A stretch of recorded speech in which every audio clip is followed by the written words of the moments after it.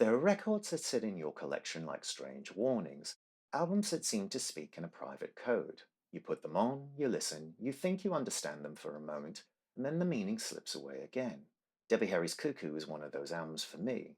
It never settles. It never softens, it keeps its distance. Every time I return to it, I feel that same mix of confusion and fascination. And the older I get, the more I realize that this unsettled quality is possibly the point.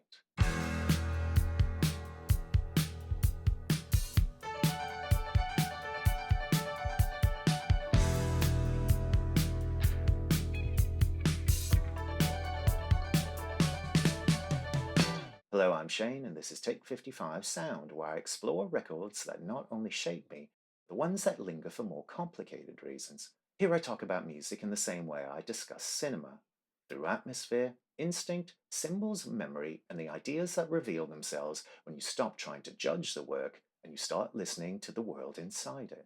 Part of what makes this album so strange is the number of identities trapped. Debbie Harry, one of the most recognizable figures in late 70s pop, steps into her first solo project. Chic, one of the most disciplined and intuitive musical units in American music, take the reins as producers and co-writers. Stein remains involved, but he doesn't shape the record in the same way he shaped Blondie. And then there's H.R. Giger, who pulls the entire project into a surreal, unsettling visual world. Cuckoo becomes a meeting point between rhythm, punk memory, surrealism, New York grit, and science fiction mysticism. Each collaborator speaks in their own artistic language, yet none fully merge. You came into my life to test me. Your diplomatic drag depressed me. The glitter in your eyes undressed me. You were party slick, really thick, wasting time, dropping lines like I could get you into movies. The album gives you a clue about itself on the inner sleeve, with a quote from Edgar Allan Poe's The Raven. "Doubtless, said I, what it utters is its only stock and store."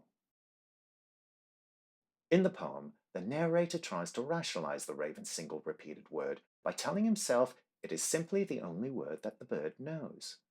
That idea that utterance reveals its identity, becoming a quiet key to this album.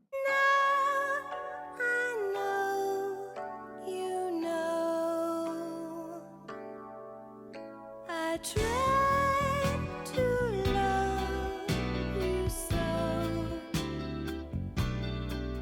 No matter how many stylistic shapes Cuckoo tries on, it keeps returning to the same emotional tone. Debbie's voice loops, chants, curls into baby doll tones, it breaks into fragments and cut-ups.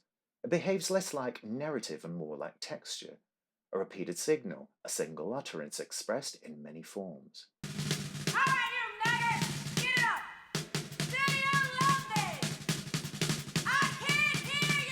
And the Giger artwork deepens this sense of transformation. Giger had been thinking about acupuncture at the time, and the ideas of needles channeling energy rather than causing pain. He connected that with the safety pin, which he saw as an essential punk symbol and part of Debbie's identity.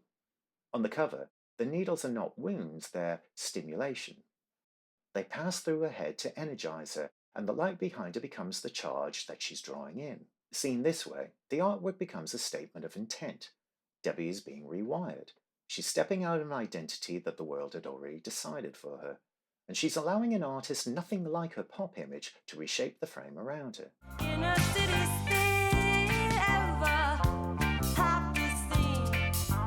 In a city still ever Walkman on the beam. Cuckoo sounds like someone experimenting with new forms of expression before they've learned how to control them. It's a sound of transformation rather than arrival, and this helps to explain why the whole record feels fractured. Chic bring their vocabulary of precision and rhythm, but the grooves often feel unsettled, as if the music is resisting their smoothness. Surrender my love to you, oh no. I won't surrender my love to you, oh no. I won't. Debbie brings her surrealist approach to language, but it doesn't quite lock into Chic's clarity. The lyrics drift like overheard fragments. Not the doorbell, not a bird call, cuckoo. And Debbie later explained that she and Chris wanted to create a genuine collaboration between black and white artists, something socially and musically meaningful. And Chic were excited to take part. This was before their work with David Bowie and Madonna. But the album feels like a space where the differences between the collaborators were exposed more clearly than their shared aims. Which is where Poe's line returns. Each part of the album utters the one thing it knows how to utter, and the record becomes the meeting point of these unblended voices. KooKoo isn't a cohesive statement, but it is a revealing one. It exposes its seams, it refuses to flatter, it's jagged and inconsistent, but always intentional. It's a portrait of rebirth rather than mastery, a record that speaks its one internal truth in many fractured ways.